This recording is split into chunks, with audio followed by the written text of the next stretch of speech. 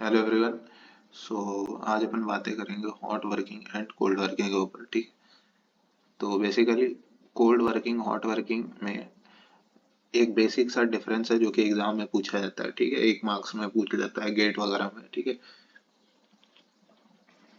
सबसे पहली बात, कोल्ड वर्किंग जब भी हम लोग वर्ड सुनते हैं तो मेरे दिमाग में सबसे पहला चीज आना चाहिए कि we are dealing with temperature less than recrystallisation temperature, but in hot working we are dealing with temperature above recrystallization temperature. And what is this recrystallization temperature? Recrystallisation temperature वो टेम्परेचर है जहां मटेरियल को उस temperature तक अगर हम लोग ले जा रहे हैं तो जो एक्सेस जो स्ट्रेन हार्डनिंग की वजह से जो डिसलोकेशन पाइल अप हो गया था वो सब हट जाएगा और न्यूअर क्रिस्टल्स फॉर्म होंगे। ठीक है।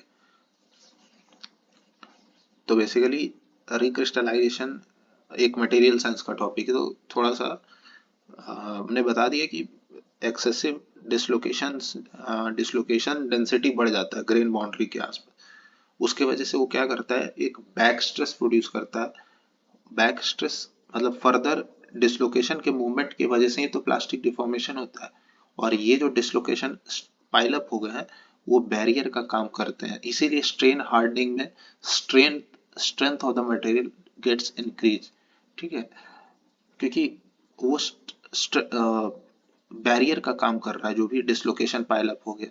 तो हम लोग उसको अगर हीट कर देते हैं, रिक्रिस्टलाइजेशन टेम्परेचर तक हीट कर देते हैं, तो जो डिसलोकेशन फॉरेस्ट और डिसलोकेशन पाइल अप हो गया वो हट जाता है और न्यूअर क्रिस्टल्स बन जाते हैं। तो ये रिक्रिस्टलाइजेशन है, खैर मटेरियल साइंस का चीज था। कोल्ड वर्किंग हम लोग कभी भी रिक्रिस्टलाइजेशन पे से कम काम करते हैं। ठीक है। हॉट वर्किंग में हम लोग हमेशा रिक्रिस्टलाइजेशन से ऊपर काम करेंगे। ठीक है। तो दोनों के अपने अपने फायदे हैं। कोल्ड वर्किंग में मेरे को कोई ऑक्साइड्स का फॉर्मेशन देखने को नहीं मिलेगा। ठीक है। ऑक्साइड्स का फॉर्मेशन किस सेंस में कि देखो, अगर टेम्परेचर काफी ज्यादा है तो ऑक्सीजन ऑक्सीजन जो है अटैक कर देगा। ठीक है, सरफेस के ऊपर तो एक पपड़ी बन जाएगा सरफेस। वही होता है हॉट वर्किंग में, तो सरफेस फिनिश खराब हो जाता है। कोल्ड वर्किंग में ये चीज नहीं, तो सरफेस फिनिश बेटर है कोल्ड वर्किंग। ठीक है। लेकिन डिसएडवांटेज के तौर पे आप ये देख सकते हैं कि एक बार अगर आपने सपोज करो कोई स्लैब है, उसका थिकनेस कम कर दिया और अगर हमको उसको फिर से डिफॉर्म करना है तो मेरे को एक्स्ट्रा स्ट्रेस, बहुत ज्यादा स्ट्रेस लगेगा इसमें कोल्ड वर्किंग में, क्योंकि dislocation is creating a barrier. Dislocation forest is creating barrier and the movement of further movement of dislocations. ठीक है। तो उसके वजह से स्लाइटली हायर स्ट्रेसेस का रिक्वायरमेंट होगा। पर कोल्ड वर्किंग में वार्म वर्किंग में क्या होता है, क्योंकि सिंस रिक्रिस्टलाइजेशन हो जाता है, न्यूअर डिसलोकेशन फॉरेस्ट जो है वो जो एक्सेसिव डिसलोकेशन पाइल अप हो गए थे वो हट जाते हैं। तो अब मेरा जो जो स्ट्रेस रिवर्सल का काम कर रहा था, मतलब जो डिसलोकेशन जो है वो डिसलोकेशन के मूवमेंट में बैरियर का काम कर रहे थे, वो नहीं हुआ। ठीक है।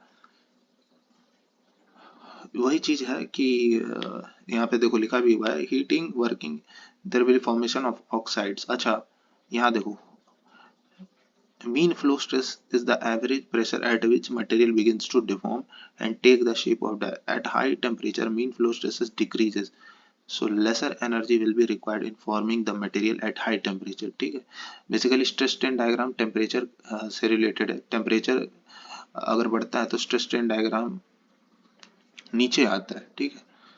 तो नीचे आने का वजह से मेरे को अब लेस स्ट्रेस का रिक्वायरमेंट होगा, लेस फोर्स का रिक्वायरमेंट होगा in order to deform the material, less energy का रिक्वायरमेंट होगा हॉट वर्किंग में। ठीक है। यही सबसे बड़ा डिसएडवांटेज। अगर मैं आपको बोलूँ कोल्ड वर्किंग और हॉट वर्किंग में सबसे बड़ा एक की डिफरेंस बताओ तो हॉट वर्किंग कोल्ड वर्किंग में की डिफरेंस है ये। हॉट वर्किंग में आप लेसर स्ट्रेस पे काम कर सकते हैं, बल्कि कोल्ड वर्किंग में अगर आपको फर्दर डिफॉर्म करना है तो और हायर स्ट्रेस का जरूरत पड़ेगा। ठीक है। दूसरी चीज की सरफेस फिनिश यहाँ हॉट वर्किंग में ठीक नहीं मिलता है। और साथ ही साथ थर्मल एक्सपेंशन और कॉन्ट्रैक्शन की वजह से एक्सपैंड होगा हाई टेम्परेचर पे, टेम्परेचर रूम टेम्परेचर पे लाएंगे तो कॉन्ट्रैक्ट होगा। एक्सपेंशन कॉन्ट्रैक्शन से क्या होता है कि डायमेंशनल एक्यूरेसी खराब हो जाता है। पर उन सब को जो फैक्टर जो कंपनसेट किए हुए हैं वो ये है, ये हजार खराबी, हजार बुराइयों की वजह एक जो पॉजिटिव चीज है इसमें वही सब पे भारी पड़ रहा है, मतलब सभी निगेटिव्स पे भारी पड़ रहा है। वो ये है कि mean flow stress is the average pressure at which mean flow stress कम हो जाता है, stress strain diagram higher temperature पे वो नीचे जाता है, ठीक है। और ऐसे नहीं समझो तो ऐसा समझ लो कि रिक्रिस्टलाइजेशन की वजह से एक्सेसिव डिसलोकेशन जो होता है, पाइलअप जो होता है वो हट जाता है, उसके वजह से अब मेरे को फर्दर डिफॉर्म करने में अब ज़्यादा स्ट्रेस का रिक्वायरमेंट नहीं होगा, ठीक है। ये जो एक्सेसिव डिसलोकेशन पाइल अप हो गए थे इसी की वजह से मेरे को एक्स्ट्रा स्ट्रेस लगाना पड़ रहा था, क्योंकि वो स्ट्रेस के बैरियर का काम कर रहा था, ठीक है। जो ग्रेन बाउंड्रीज के आसपास जो डिसलोकेशन पाइल अप हो गए थे वही ऑब्स्ट्रक्ट कर रहे थे फर्दर मूवमेंट ऑफ डिसलोकेशन। अब वो नहीं हो रहा है तो स्ट्रेस कम होगा ना, स्ट्रेस एनर्जी रिक्वायरमेंट कम होगा, ठीक।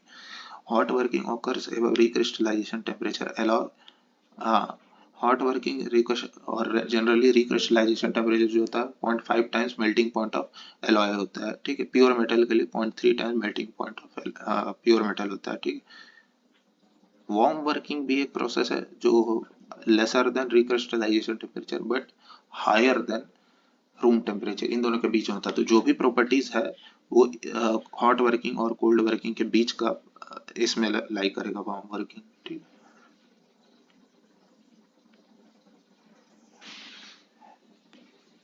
तो बेसिकली यही सब डिफरेंस।